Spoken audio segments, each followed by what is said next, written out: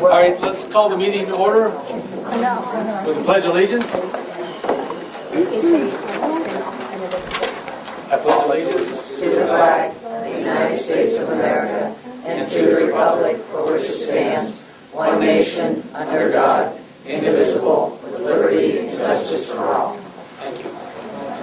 General, roll call, please. Here. Mr. Hendricks? Yeah. Mr. Duco? Here. Mr. Jennings? Here. Can I get a motion to approve last month's minutes? Motion. Second. Anyone have any comments or questions on the accuracy and spelling of every word? With that, roll call, please. Mr. Duco? Yes. Mr. Hendricks? Yes. Mr. Henderson? Yes. Mr. Jennings? Yes. Jen, I'll turn it over to you for your lengthy agenda as always. Yeah, it's short this month, so it's good for me. In the treasurer's report, we have our bills, accounts payable, as well as 5 financial reports, which include the board reports. Donations that we received was $50 from Diane Perkins for the Perkins Scholarship Fund. And Mr. Ridgway is collecting donations for the stencil down on the football field. And we received donations from Rance Industries, $50, Rock Builders, $150, J&J Precision Fabricators, $200, and Sandy and Alan Mitchell, $50. We're also going to be approving a new scholarship fund in memory of George Trombitas, and we have a couple of advances to return to the general fund. Cross country, Title I, and Race to the Top. Motion for treasurer's report A through D.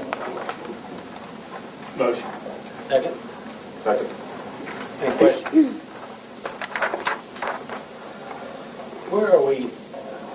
We have one board scholarship, and that was raised 2 years ago.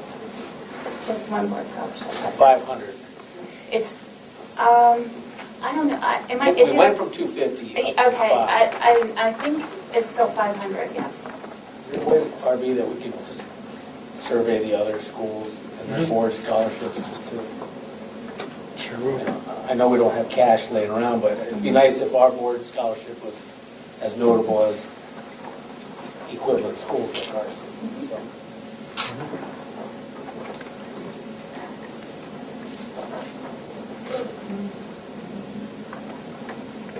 And $500 is certainly not an insignificant amount of money. Yeah, most of the scholarships we have are 500. There's a couple $1,000 ones, but most of them are $500. Any other questions? Roll call, please. Mr. Duco? Yes. Mr. Henderson? Yes. Mr. Hendricks? Yes. Mr. Rowley? Yes. Mr. Jennings? Yes.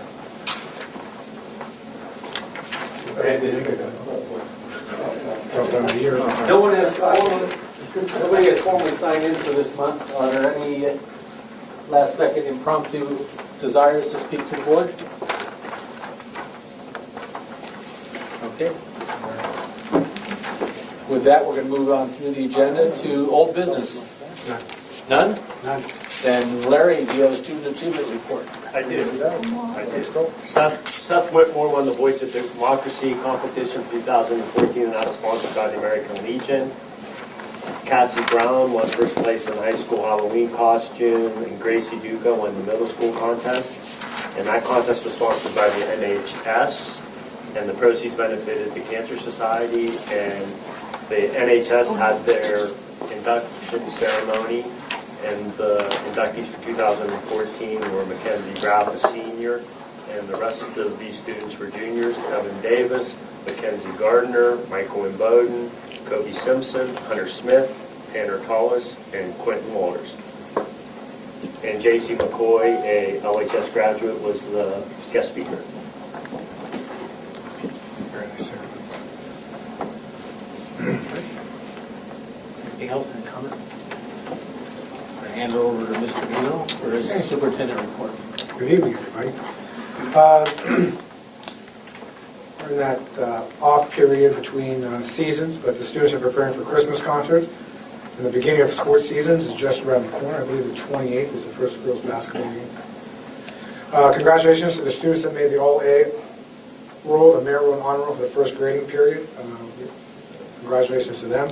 Also, I'd like to congratulate 2 staff members who recently been honored for excellence. Randy Rodick was recognized as the 2014 Turning Technologies Teacher of the Year at the Eastern Ohio Education Partnership's 5th Annual Excellence in Education Luncheon on November 6th. We also got an award, mind you, we also got an award for our value added for the 3rd year in a row that we were in the top 100 schools in the state out of over 800 schools, counting charter schools and community schools. And this is the 5th one, and I think we've got an honor at every one of those so far. The year before, middle school got the most improved. They went from continuous improvement to excellent with distinction in 1 year. The year before that. And actually, Mr. Rudinsky was honored 1 year as the middle school teacher of the year. So we, for those 5 years, and we've been honored all. Actually, Lisa's getting ready to put those trophies out front here. We've been working on that project. But congratulations at that luncheon that Mr. Rodick was recognized. And thank you to Kevin. There's a good article in the paper on that. Ted Carchetti was recognized by the Ohio State Treasurer's Office for his outstanding work in financial education at Leetonia High School. Representatives from Josh Mandel's office visited our school on October 30th. One of those representatives was from Lisbon and a former student of Dan Votal. I talked to him for a while, so small world. I want to read the proclamation quickly. It is with great pleasure that I, Josh Mandel, Treasurer of Ohio, recognize Ted Carchetti for your outstanding work in financial education at Leetonia High School.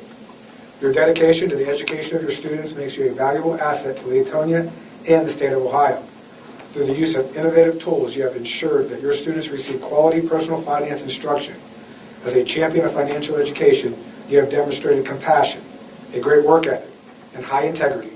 You are a tremendous role model for your students and colleagues. It is important that hard work and integrity be honored. Therefore, I am proud to recognize you, Ted Carchetti, on this day of October 30th, 2014, for your positive work, ethic, devotion to financial education, and commitment to building a stronger Ohio. I wish you many years of continued success. Josh Mandel, Treasurer of Ohio. So, like I said, we want to be proud of our people, and like I said, our students have done a great job, our staff has done a great job. All of our staff, those recognized and not, but 2 of our staff within the past month have been recognized, and we're very proud of them, as well as our students with our test scores, which were recognized at the same banquet. Tonight I have a few guests, and which is good. I'm going to start with Kim Bowler. Kim, I'll let her speak. She's been our representative for Nutrition Group from Follows-Me, West Virginia, which I always tease her about. So go ahead, Kim. Okay, I have 2 pieces of news to share with you tonight. The first one is exciting. It just happened today. We had our state review where they come in and audit the cafeteria program. It's called the CRE, the Coordinated Review Effort. And the reviewer was very impressed with Yvette. She had everything organized. She was in and out in just a few hours, and she was very happy. It was a totally clean review. So we were very excited to get that off our plates. Exactly. So we can sleep tonight and not have to worry about the review. So that was good. The next piece of news is sad. It's bittersweet. Yvette was offered a promotion to go to a different district in Pennsylvania. So she's excited about the opportunity, even though she's, sad to leave her family here at Leetonia because she's been here for several years and it's become a second family for her. Different is not better, so. True. And she's leaving my region as well, so I lose her as part of my team too, so I'm sad as well. So we're taking the opportunity tonight to introduce you to Andy Pettit. He will be the food service director here. He has some big shoes to fill, but he'll continue working all the programs that Yvette has started, and he'll be the go-to person for the cafeteria for you. And he is the former New York Yankee pitcher. As a matter of fact, yeah, the retirement wasn't as gone as well as I thought. So that's it. That's good. That was good. Our next guest, very surprised that I worked with both of them and they still agreed to come up here. So. Mr. Peters and Mr. Stewart, if you remember, we were in a grant with the ESC for a STEM program. We finished the first 12 weeks of the STEM. We made an 8th grade rotation, and Molly Coffey is using some of the modules in her environmental science class. We also have it available in the elementary, and I think Mr. Ridgway's been working on integrating it. But the modules can be really integrated in any course, correct? And Mr. Stewart would be more than happy to talk to teachers about that as well. But Mr. Stewart, thank you for coming tonight. Thank you. Pleasure to be here. We're going to start a print job. Peter's going to go ahead and fire out a print job. That way no one ever looks at me. They'll be looking at that printer and going all the time. But don't worry, because most all these jobs finish within 2 hours. And I told them I would be done by the time this was done as well on this. So We might beat you to it. pleasure to speak about this, because I've been living this grant since spring, since we wrote it. And I have to give credit where credit's due here. Carol Straub wrote most of this grant.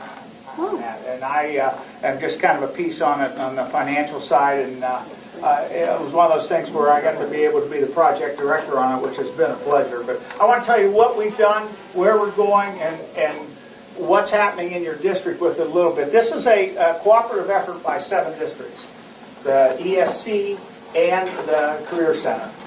So all of them are part of the grant. They've signed off on this. It's a straight A grant. Of which, if you saw those, there weren't very many of those given out across the state. There were a lot of applicants, not many received. So we feel very blessed that we got that. It was a $975,000 grant. So it wasn't really petty cash at the time. We partnered with a number of other agencies. We partnered with the Manufacturers Coalition, Salem Hospital, all 3 universities that pretty much operate around here, Youngstown, Kent, and Eastern Gateway. So they're all part of this as well with us that are going. The STEM curriculum, what Matt is kind of producing there is a part that he's actually putting off.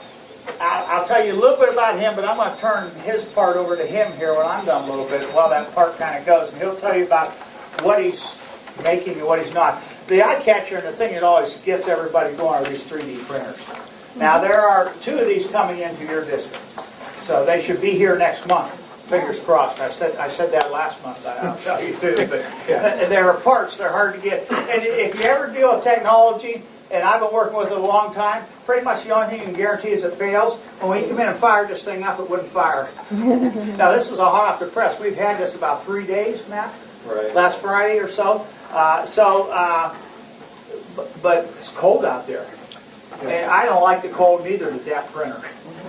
And it's amazing how fast those parts get cold and just wouldn't heat up. So you can see it's firing off in 3D. It's printing plastic. I won't take away his thunder about what's doing, because I want to talk about what's really the heart of this grant, though, and that's the curriculum that's on the paper that Mr. Mino talked about. This curriculum, which is, they say it's K-12, it's really 3-12 probably is more appropriately stated. In your high school here, as well as all the high schools of the people in the grant, the 6 computers go in there for workstations. There are 2 video projectors that will be hanging and 2 large screens that will go in your classroom. They have arrived. They just need to be installed yet. They just came in last week. There's what we call a storm box in there.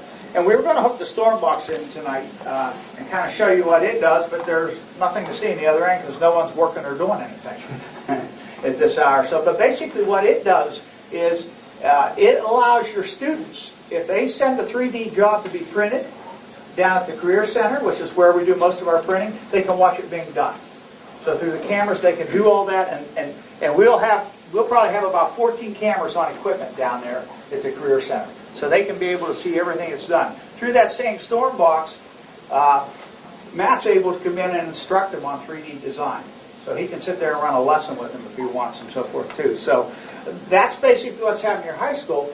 In your middle school and your elementary, they all got at least devices, and I believe you're going to tell me, Ryan, you got Dells here that we put in there. We let the schools be consistent with whatever their technology was.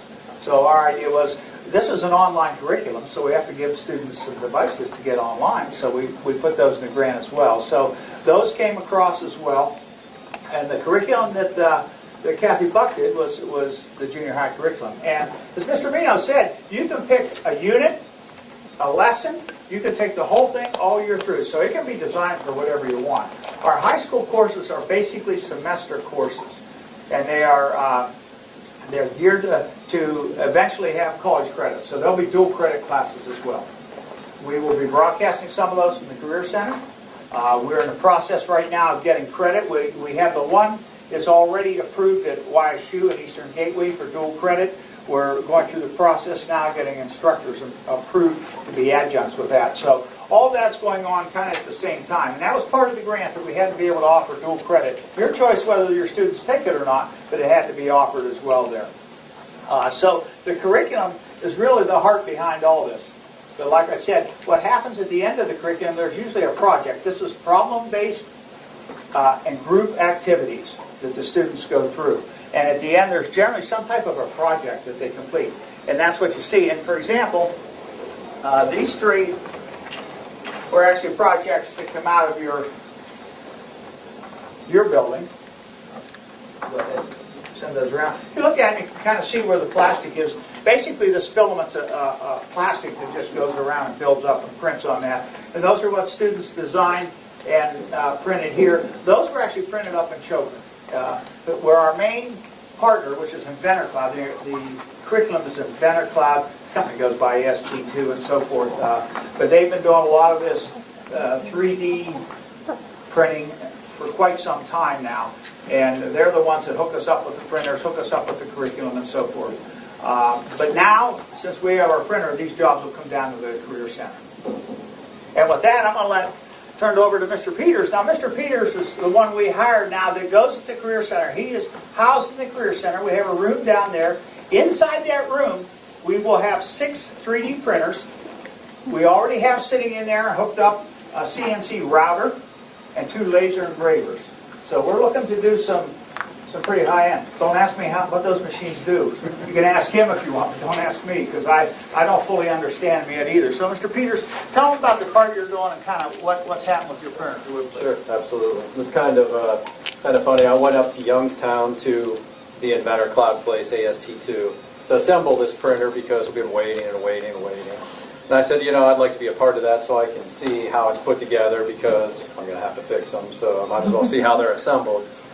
Went up there, assembled it, everything was great, took it down, got their firmware flashed on it, there was an issue, so we're out of the printer for another day, but it was a simple wiring issue. They changed some boards around, and one of their vendors put some terminals in backwards, but that was taken care of. So anyway, once we got the printer up, in between, when I didn't have the printer, one of the maintenance guys down at the Career Center stopped in with this little couple broken pieces of plastic in his hand and said, "Hey, is this something you can do on that?" And I said, I don't know. Let me see. What is it? What it is, it's a fixture, or it's a piece of a fixture for a T5 fluorescent light bulb. It goes in an explosion-proof housing. It goes in the paint mixing area for the auto body class down there at the Career Center. So he left me with a broken part.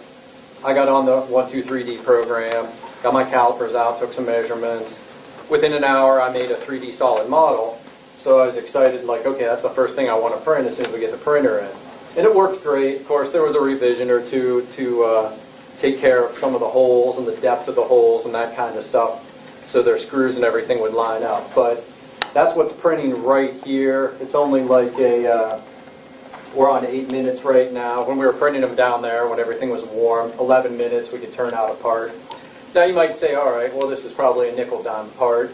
Maybe it is, but they didn't have it there. They needed it to call up someplace to try and order a part. They probably have way more in shipping than what the part actually cost.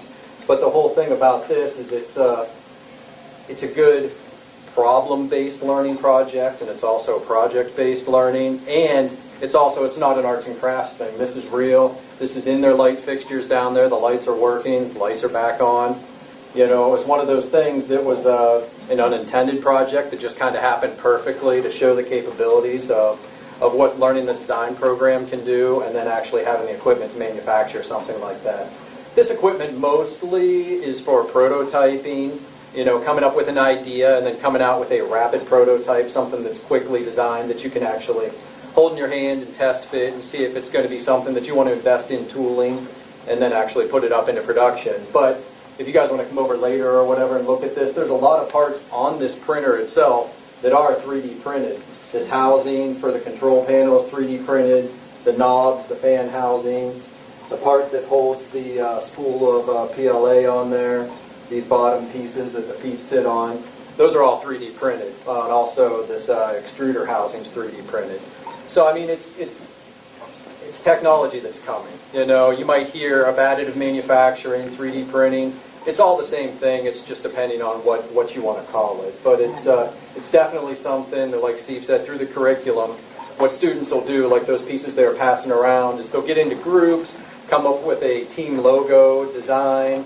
They'll design that as one of their first things, and then from there they can solve different problems, and then we can use 3D printers or the CNC router or the laser cutters and engravers to actually manufacture the parts. But my position basically is in that hub where we'll do a lot of the manufacturing. As you can tell, I mean, this is a very small print. If you had a class full of 30 kids, you know, you sure couldn't print one for everybody in a class period. So that's the point of us having all the printers where we can just run production on all of that.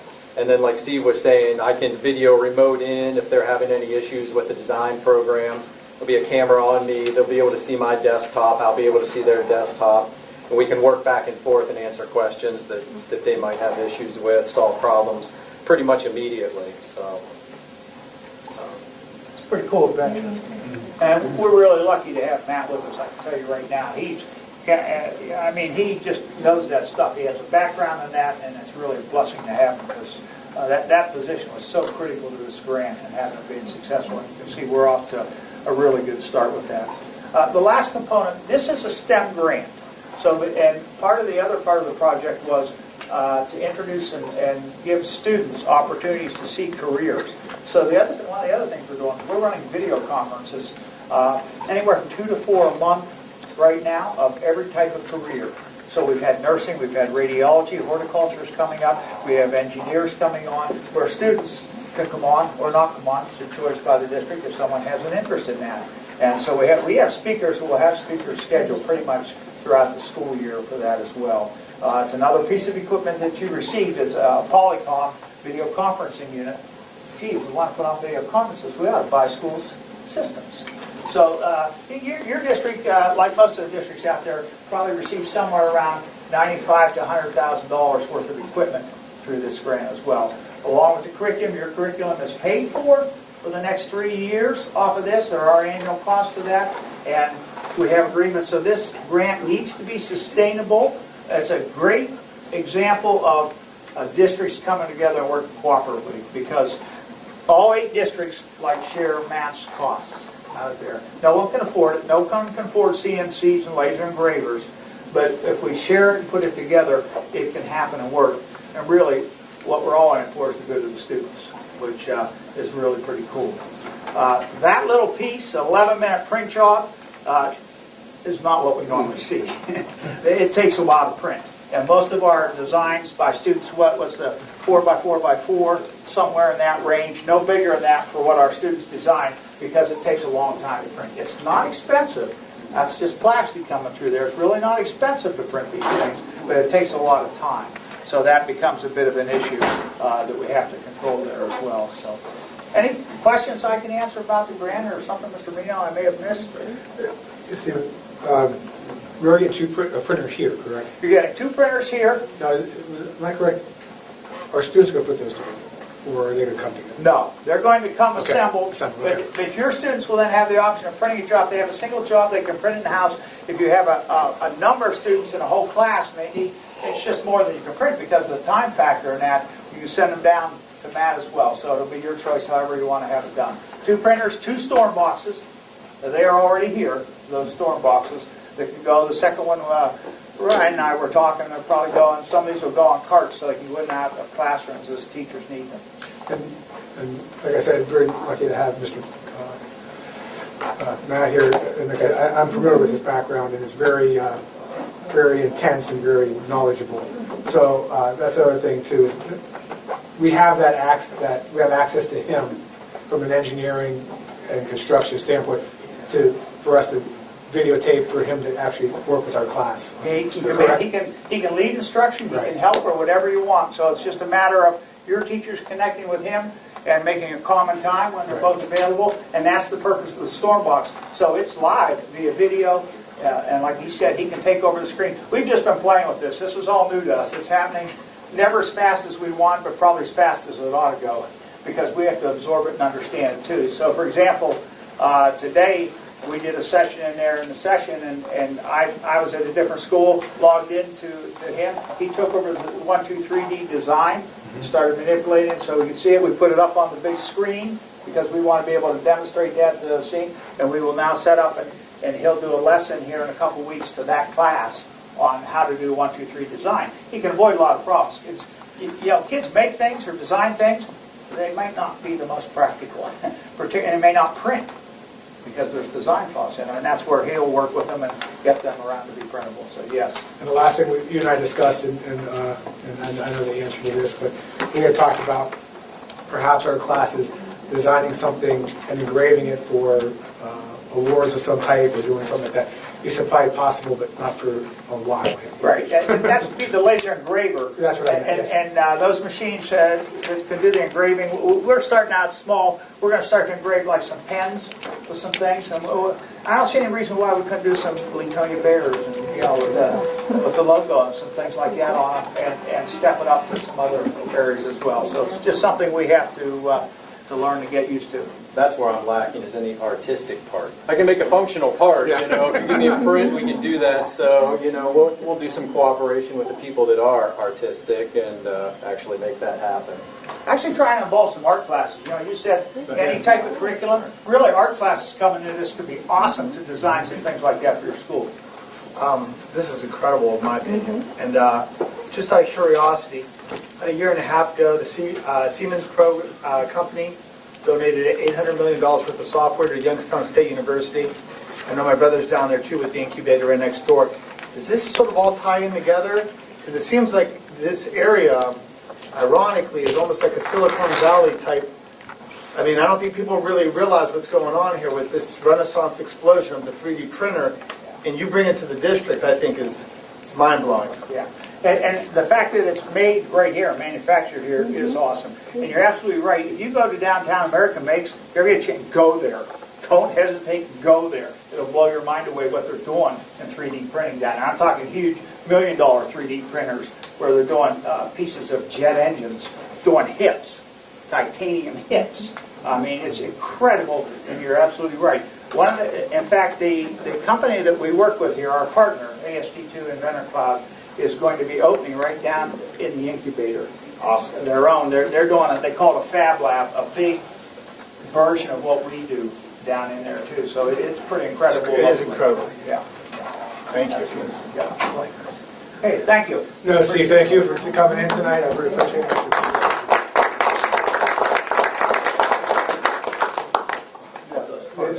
They're back. Thank you. Steve, I know you're available to come in because this is probably one of the first years you have coached basketball meters. So going from one of the best basketball coaches I know, Final Four 2 years in your tenure, Salem, you're in the Final Four 2 times or one? Once in Salem, once in Lisbon. We're going to go to another great basketball player, Mr. Doug Jones. Our perfect segue. Wow. Boy, that's a tough one. Doug is our representative at the Career Center. Doug attended the Capitol Conference last week in Columbus for us and came back with some information and going to share it with us. And hopefully it'll be helpful. Yeah. First of all, to piggyback on Larry's Student Achievement Report, Delaney Mead, I believe she's a junior? Yes. Okay. As part of the No Excuse Attendance program that the Career Center instituted last year, we all want our students to come to school every day so that they could learn. The Career Center started giving things, and Delaney won a laptop for her attendance. She did not miss any school. She's a cosmetology student, and I think that's pretty cool that they do that. Some of our students also won those last year. Yes. When I initially reported to you a few months ago, we had 29 students that were going to be attending the Career Center full-time and part-time. That number went down to 24. There's 15 full-time and 9 part-time. Just update you on that. And the main reason to be here tonight, I did attend the 59th Annual Capitol Conference this year down in Columbus. The theme, which I thought was appropriately titled Leadership for Learning. The conference gave me an opportunity to attend a variety of topics that are important to all schools, including ours. There were 150 different workshops or seminars that you could choose to go to. I brought a couple of these in. They have all the seminars and the workshops in there. Any of you, I don't think any of you have ever attended. Larry, maybe you have? Okay. Anyway, I brought a couple of these back just so you can see everything that went on, and I'll leave these with Lisa tonight. Several of you asked me to go to certain things, I think Rich and Michael. The first one that I attended, it was called the 10 Best Practices to Raise Achievement. And the goal of that is just to have a clear, well-articulated pathway to rigorous instruction to really get students involved in wanting to do well because they like what they're doing. Some of the items included were ways to help teachers make the critical instructional shifts necessary to meet the demands of all the new initiatives that the state bestows on you very graciously. Also to give teachers the tools to differentiate and monitor instruction for students that are struggling to help minimize the need for interventions. I brought the handouts for that, which I will leave here tonight also. And so I don't forget, on all these handouts that I brought, the people that have put these on, they leave their names and their phone numbers. They encourage you, if you have any questions or concerns, for those of you that aren't there, just to call them. They'll help you in any way that they can. They'll provide additional material for you. You may just have one question that you have in mind, and they'll answer that for you also. Next, I was asked to attend a workshop on the 3rd grade reading guarantee. And due to a conflict, out of the 150 seminars, 2 of you asked me to go to seminars at the exact same time. You didn't know. So, but I couldn't attend that, so instead I attended one that was a K through 5 reading program. And the reason I did that, it boasted that it exceeds the 3rd grade reading guarantee. So I went to that one. I brought back information on that also. But what I found interesting about that seminar, it was put on by the Bellevue Schools, which is up in the Toledo area. And what they did in order to enhance their program with phonics and stuff like that in order to help people read, they actually went to Bowling Green University, told Bowling Green what they're trying to accomplish, and they asked Bowling Green if there was any way they could help them. Bowling Green actually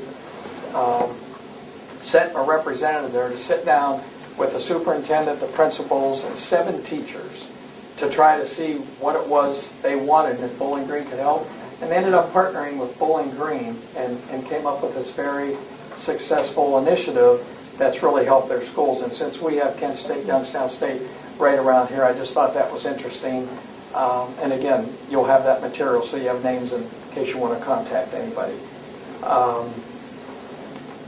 One of the things in here, though, is in that handout, it gave the perspective from everybody that was involved. What the superintendent's perspective was, what he wanted to try to get out of what they were doing, what the principal's perspectives were, as well as the person from Bowling Green, and as well as the 7 teachers that participated. It's just interesting to read what they were all trying to accomplish and what their thoughts were on that process.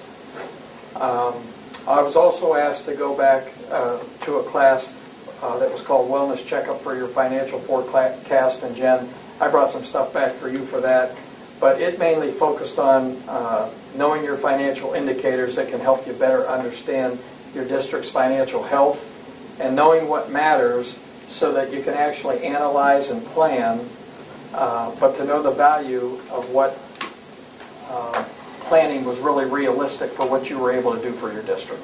So I have some information on that. I wasn't asked to go to this, but I did anyway just because there was so much. When you go down there, there's always seminars on school safety. When you go into the trade show has over 600 vendors in there that cover anything a school needs, and there's always vendors in there for safety. And the main theme of that was being prepared for the unexpected. And if I can just take a second, everybody knows what happened at the Sandy Hook School, but I don't know if you know this information at all that they provided for us. In that shooting, once the first shot was fired, they did everything exactly the way their plan was supposed to work. 9/11 call was made in 26 seconds. The 9/11 operator only took 24 more seconds to notify the authorities, and the authorities were there in 3 minutes and 26 seconds. So in less than 5 minutes, that's pretty, I thought that was pretty amazing. But the officer that arrived on the scene first never went into the school. He waited 5 minutes for backup. And I mean, if you can imagine if somebody's in your school shooting, how many shots they can do in a 5 minute, an additional 5 minute period. But they said that in almost every single instance around the country, once the officer goes into the school, the shooter takes their own life. They've never had a shootout with the officers or whatever. And I guess that's why they're saying it's important that you have a plan. And the other part of that was there were 2 different seminars on to arm or not to arm, and all schools are talking about that. And Rob and I have talked about that before, and as scary as it is, and we are very close, you know, our police department, how long would it take our police department to get here, Rob, no matter where they were in Leetonia? 2 to 3 minutes. 2 to 3 minutes, because Leetonia is so small. But if you talk to the United Local representatives, they don't have a police department, and they have to rely on the sheriff. And if the sheriff's in a different part of the county, it might take them 30 or 35 minutes to get there. And so I guess I'm just pointing that out because I think you're going to hear more about this in the future. And, you know, we may think it's a silly thing to do or it's a good thing to do or whatever, but the rural schools, I guess, are really concerned. And I'm just going to conclude by quoting, there was a common theme that went throughout the conference, and it was, today more than ever, public education faces extraordinary challenges. And I think you would all agree with that, sitting on the board. Being on the Leetonia board for over 13 years, you always face challenges, whether they're monetary or trying to improve classes, and there's many, many, many things. And we always seem to meet those head on, and I know all of you do also.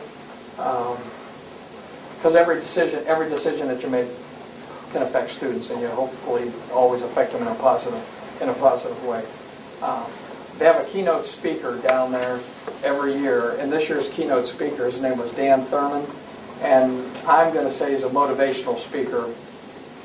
He travels all around the country, and what I liked about his talk was, it doesn't matter what kind of business you're in. It could be for Delphi, it could be for where Larry works, Rich, the schools. His theme of what he talks about fits in any business, and that's why they brought him in there. He travels around the country just to help businesses excel, and he said something at the very end which I thought was very appropriate, because it can be applied to our school, to businesses or whatever. And he said, if you limit yourself to what's comfortable for you, you'll deny yourself what's possible. And I just thought that was a really good thing. And I know you all work very hard at making everything really possible for the school and the students and the teachers here. So, and I will leave all the material that I brought with Lisa. Thank you. If that's okay. Thank you. Not as good as a 3D print. Well, See you. Yeah, as you guys go first, so you guys can leave if you want, the speakers. Thank you guys for coming. thank you. Is that it of our request? That's it. Ready for the... New business? Yeah, 9A, personnel, 1 through 4. Motion? Second. Or I'll make the motion. Second. Thanks. Any questions? I was going to go through them. I'm sorry. One's the resignation of Melissa Hupp, front door attendant, and then junior high and varsity workers for the 2014-15 season. As we've said in the past, it's not easy to get workers, and really thank these people for stepping up. We have Jennifer Ackerman, we have an elementary classroom volunteer, and due to the resignation above, we hired Lloyd Marston as the part-time front door attendant for the PM shift. Any questions? Jen, motion on A? Mr. Jerko? Yes. Mr. Hendricks? Yes. Mr. Henderson? Yes. Mr. Rowley? Yes. Mr. Jennings? Yes. Okay, I'm going to do B by itself, supplemental contracts, just B1. Read it first this time. I can do that. Approve the following coaches for the 14 season. Cleveland Smith, 7th grade girl basketball. Mr. Knight, varsity track, and Miss Dean for softball. I need a motion. Motion. Second. Questions on those three? Does this round out our... No. We're still interviewing baseball candidates. As a matter of fact, we interviewed one this past week. I know at least one. I think probably interviewed two. So for the spring, for the winter, it does finish out the winter, but it does not finish out the spring. We've got Andy Pettit right here on staff. Yeah, for baseball. Retired. Mrs. Smith set the record for getting her PAS, right? Yes, she did. It take her Yeah. about 7 days, Yeah. which is always my pet peeve. Right, and she was done. And I talked to Mr. McElduff, too, because we've had discussions, Kurt, I believe it was, you and I had discussions about volunteers and the price that they have to pay to be a volunteer. So I talked to Mr. McElduff. He's working on some things right now, he and Mr. Radinsky and myself, to possibly say that they want a volunteer that will pay for them to do their licensing. Kind of what we're throwing around is to be taken out of their, how we're going to pay for it and the coach. But I think that's a good idea, just the structure. So I may have some information for you next board meeting. Any other questions on 9B? Roll call, please, Jim. Mr. Duco? Yes. Mr. Lilly? Yes. Mr. Henderson? Yes. Mr. Hendricks? Yes. Mr. Jennings? Yes. I see. Now we do C. I'm going to do C and E together. I'm sorry about that. I'm going to do B and C together. Substitutes, Theodore Smith as a substitute teacher for the 2014-15 school year. And use of facilities, we had the monthly meeting for the Leetonia Bears, the LASA area basketball tournament, the scrimmage on Saturday as well for LASA. Can I get a motion on C and E? Motion. Second. I will say that all those dates have been checked with our AD, make sure they don't interfere with our school events. And see, Hunter, I've teased him already that Theo will be one of his teachers here soon over break. So there's no band or choir concerts during the basketball? Correct. That's the check the schedule. Although sometimes we can't go that with our own schedule. Right, that happens usually once a year. Motion on C and E. D is kept nothing under. Motion. We've already had We have motion. a motion. No, roll call, sorry. Mr. Duco? Yes. Mr. Henderson? Yes. Mr. Hendricks? Yes. Mr. Lilly? Yes. Mr. Jennings? Yes. The last one is business operations, and that's to approve BNS contracting for snow removal for the 2014-15 school year. Now I'd like a motion. Motion. Second. Did they start? Yes, I was just going to say, they've already had to use that in early November, so, Did we get, no, after you? Same company as last year? yeah. Same. We're still first on his route. Did we put it out for quote, or? We have in the past, and now, the last couple of years, no one has returned a quote except for them. But yeah, every year we try to encourage more people to quote the lot. We have quite a few local people that do that, so we try to involve them. Do you think he might be able to do the hill for the township coming up? That was done pretty late, wasn't it? Yeah. Yeah. Okay. Any other questions? Roll call, please. Mr. Hendricks? Yes. Mr. Duco? Yes. Mr. Henderson? Yes. Mr. Lilly? Yes. Mr. Jennings? Yes. We have a few discussion items, so I'll try to keep these short, but some things I wanted to discuss. One was we had the opportunity to do some air quality testing on our buses, and we were proactive to do that. Our Buildings and Grounds Committee had discussed it. We had the opportunity, and Mr. Hendricks was part of the Building and Grounds, and we did do the study, so I'll let him speak. The Building and Grounds Committee spearheaded an air quality study for the buses. The district took a proactive approach to monitoring compliance with the buses. This was done after reviewing the Clean Diesel campaign titled Clean School Bus. One of the clean diesel strategies is to replace old buses with newer buses, and fortunately, Leetonia has replaced 2 buses in the last 3 years. So, school personnel use the equipment to test the carbon monoxide levels on the district buses, and they're happy to report that none of the buses recorded any level of carbon monoxide, and would like to thank RTI Metals for letting us use their equipment, as well as providing valuable information and guidance for this project. Also, part of their program was idling time, so I checked that with Russ too. And, our idling time has been, talks about that we've reduced that and tried to stay in compliance. We took probably about a 30-minute, 40-minute ride on the bus, checked the levels every 5-10 minutes, and so we did a nice thorough study. I want to thank Russ Miller for doing that study.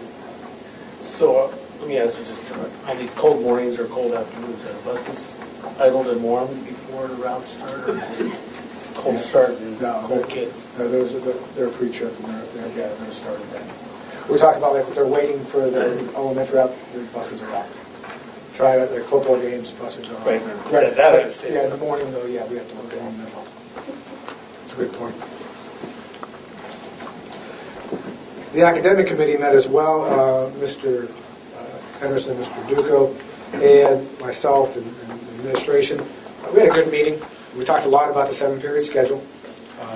We see a lot of good things. Efficiency is a little bit higher. The 5-year forecast also accounts for not replacing a retiring teacher. So we looked at schedule options for that. And we discussed the new point system for the testing, as well as talked about adding a credit or a half credit. We have a lot of juniors, or seniors, I should say, that come with 19 credits and need 21 to graduate. So we're talking about adding credits as well. And, so it was a good discussion. I don't know if Larry or want to add anything to it. Mr. Henderson, if you want. No, nothing there. Yeah, it was a very good discussion. The only question I have is that I'll have to double check. I thought I read in our policy handbook, or our student handbook, that that's still publishing the A's and the minuses and the pluses, all the pluses. But our grading scale isn't that, so it seems to be. We'll check that. Yeah, I don't think the 8 minuses and pluses are in there. I forget, I might have seen it online. Maybe the online version is outdated. I don't know. Hard copy of it. I'll see what I found. Well, we did talk a little bit about the books and the replacement of books. Thank you. Yes, we did. Yeah, and I'd like to encourage that. I still would think it would be a good idea just to see if we have a replacement strategy and if teachers think they need books, and just be something good that maybe you could do in the next couple of months. Yeah, we got the inventory done. And then the next thing was a book rotation by need, and the principals are working on that. But yeah, we did it. We're going to make sure we're up on the inventory. And Mr. Rizzo, we've discussed that too, that we're in the process and hopefully have something for the board over the next couple months about where we need materials. I know Tara with the changing standards, and Doug brought that up last time, but this will be the third set of standards and they're still in flux, but still we need a plan. Like you're saying about leadership with a plan, we still need a plan to look at these and see where the needs are and make decisions. I agree. So we are working on that, and that was a big part of the meeting, and I forgot about that. Thank you. Speaking of Ed, the Administrative Council, we've been talking about fundraising activities. One of the things, so the board doesn't know a whole lot about this, fundraising activities. And actually, I talked to Ryan today about trying to coordinate fundraising activities. It seems that we have quite a few fundraising activities. And I know that we got our guidelines, and one of the guidelines is we can do the guidelines with the administrative staff, is saying each organization can have 2 fundraising activities each year. We don't know if we want to go there, but I think it's something we need to talk about because, we got a lot of, like I was telling Ryan today, you get a lot in, and every 2 months someone's doing a handles card or something they're doing, and we're going back to the same people. I've said from the very beginning how supportive our community is. We raise a lot of money fundraising. I think Larry and I were actually talking about it, and we raise almost what a mill would bring in taxes a year in fundraising. And that's not even direct solicitation, sending letters to companies and what they've given. So, people are very generous, but, some guidelines there. Something that we would like to discuss, we're discussing now, but we'd like to open up to the board too and see what your thoughts are. I know I'm looking at couple people who own their own business and they get a lot of solicitation. So, Yeah, and Rob, one of the things that I got you and I talking about this was when I asked about the donations this month, Yeah. about the stencil. I asked what their stencil was. right. And I guess that's where I'd like to see this come into play, as how do we decide that we're going to raise money for a bear stencil? And I mean, I know we raised money for the tunnel, and I don't want to discourage that, and I know Mrs. Mitchell does a lot of hard work on that. You don't want to discourage her by any means, but maybe there's other projects that other people would think would be more beneficial, and the community might support that, as opposed to if people keep coming in with ideas and we just scatter them out. It just seems like there should be more consistency, or we need to be more logical way of doing it. Perhaps more substantial. I think in recent memory, the most substantial fundraiser, hands down, in my opinion, was the band uniforms.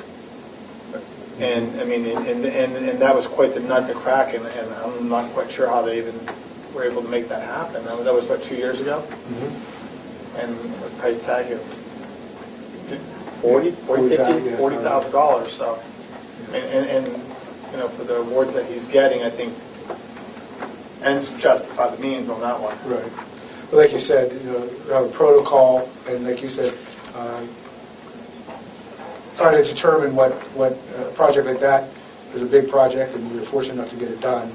But you know, yeah, I agree with that too. But and plus, you know, I mean, I know with my involvement in the PTO, and Richard probably can even and tell you this, and you know, to fly the teachers up the flagpole again. You know, a lot of times they dip in their own pocket. And I mean, and it's unspoken little hero thing that they do, and they get no glory for it at all, but they do it because it's the right thing to do. I agree with what you're saying, Larry. I think, you know, we got to put the priorities straight. Well, you know, probably, and this committee hasn't met, we have a policy committee, and maybe I'll set up a meeting to discuss the protocol. I know you love doing that. But I agree that there has to be a little bit. Don't you agree, Kurt? As long as it's outside the work window, I don't have a problem. It's when it's at 2:30 in the afternoon. Oh, wait. Yeah, I'll make sure it's late. You're already on your two committees, you're athletic, so that wouldn't be but I agree, a protocol so every project isn't just an automatic, we're going to do it. I think that's good. And like you said, and also I was asking Ryan today if there's anything on the computer he could do to see how many repeats we have. I know pepperoni rolls is one that, I don't know if they get them from you for a fundraiser. And you've done quite a few of those, right? Seems like that's a repeat one, and a lot of organizations are doing. So we don't want to, like I said, we don't want to discourage because it's great things, but also going back to the same. Yeah, sometimes I think if you're in the Leetonia Hall of Fame, what he got you was about 4 solicitation letters to donate.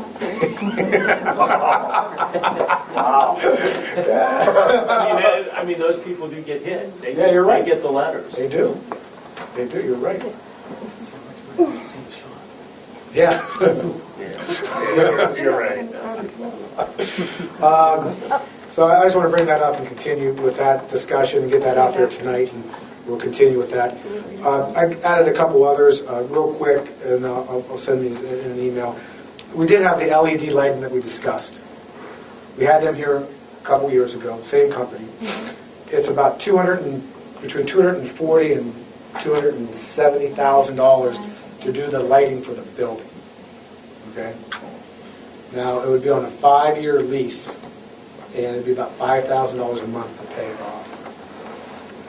They showed interest in coming to the board to discuss it. They also showed interest in.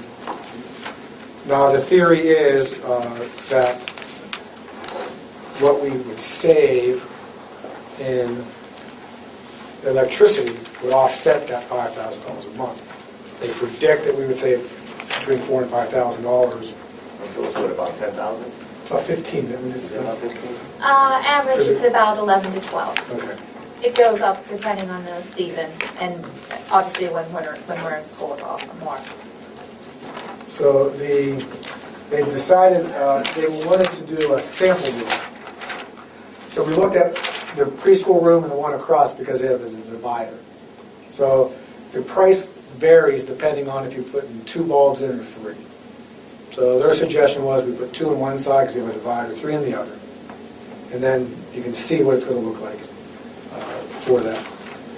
That would be $2,000, $2,081.70 to do that as a sample classroom. Once again, we deducted from doing the whole project. Just giving you some of the numbers. As I said, it's a little bit of a risk, and I made sure I brought that up with them. Looking at the other side, can't guarantee you're going to save us $4,000. Probably can. LED, we all know the technology. We're going in that direction. Everybody's going in that direction with the LED lighting. I told them I would bring it up at the board meeting, and I would also discuss it with some of the board members about proceeding. Is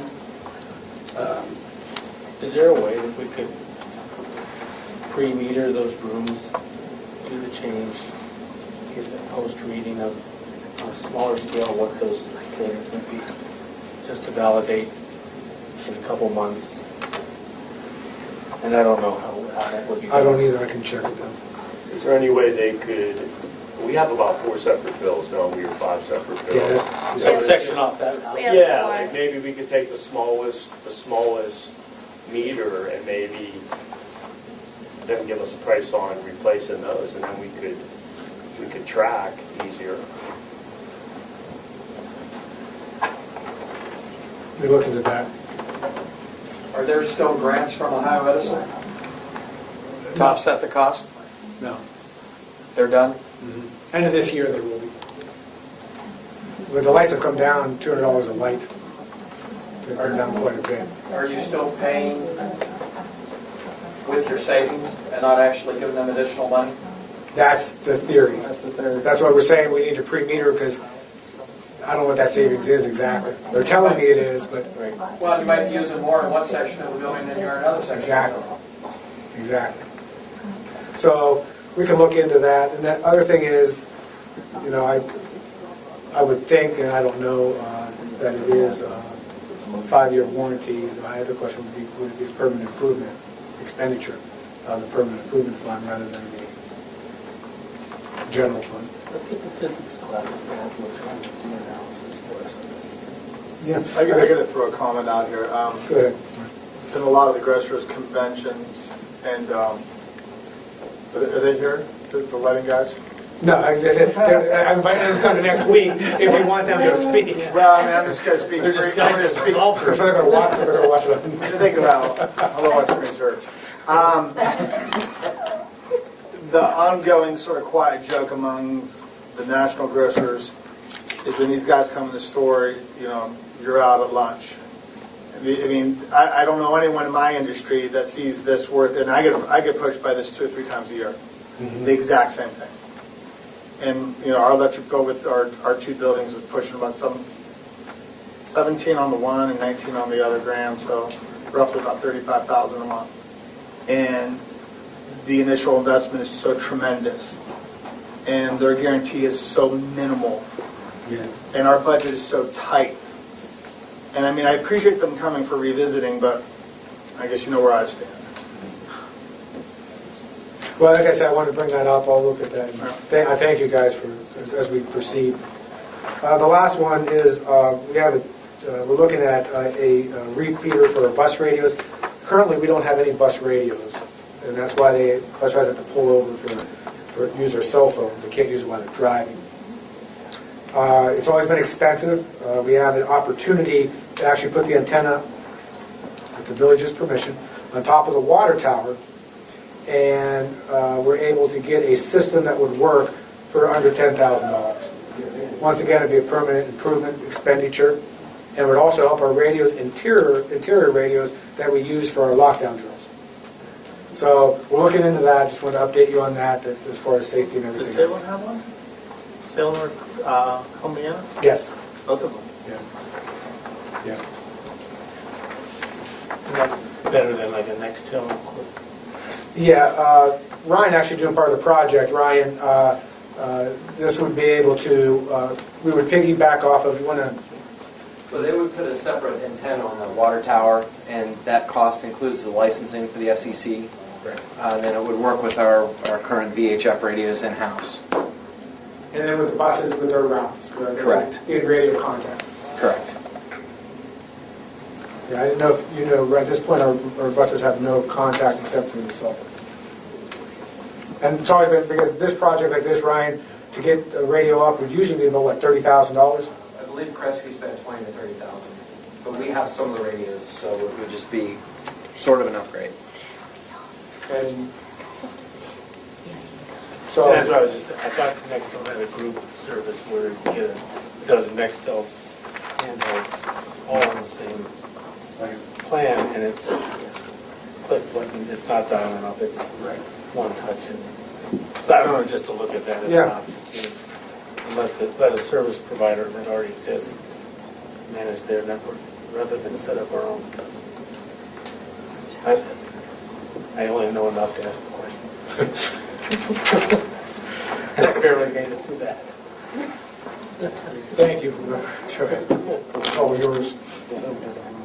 With that, any more additional discussion, Larry? No.